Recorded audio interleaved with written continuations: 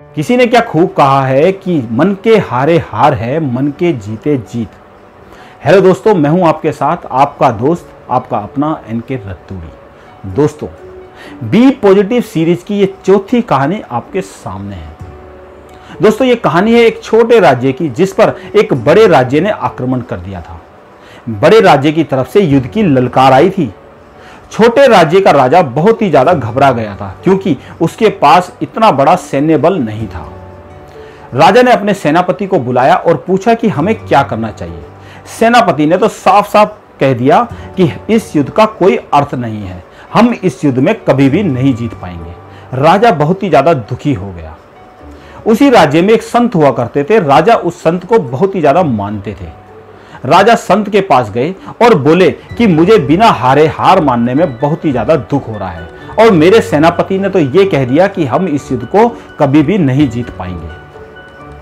संत ने राजा से कहा कि तुम इस सेनापति को आज ही कारावास में डाल दो, अपनी सेना से निकाल दो, क्योंकि जो शख्स ऐसा सोचता है कि वो युद्ध नहीं जीत पाएगा, वो कभी भी सेना को जीत हासिल नहीं करवा पाएगा।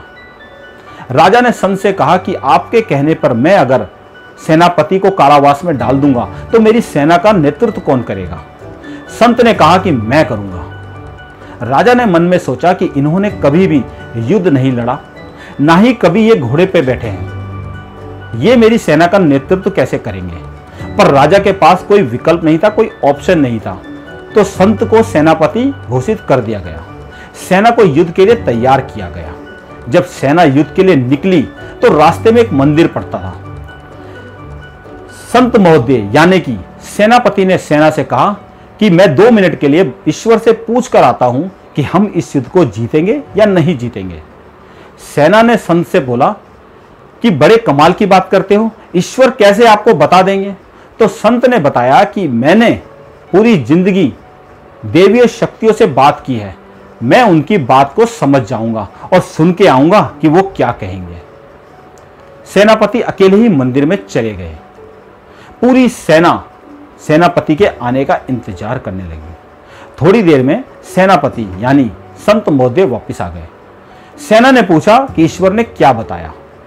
तो संत ने बताया कि ईश्वर ने कहा है कि हम इस युद्ध को जीत जाएंगे। अगर रात होते होते मंदिर में उजाला हुआ या प्रकाश हुआ तो हम इस युद्ध को जरूर ही जीत जाएंगे।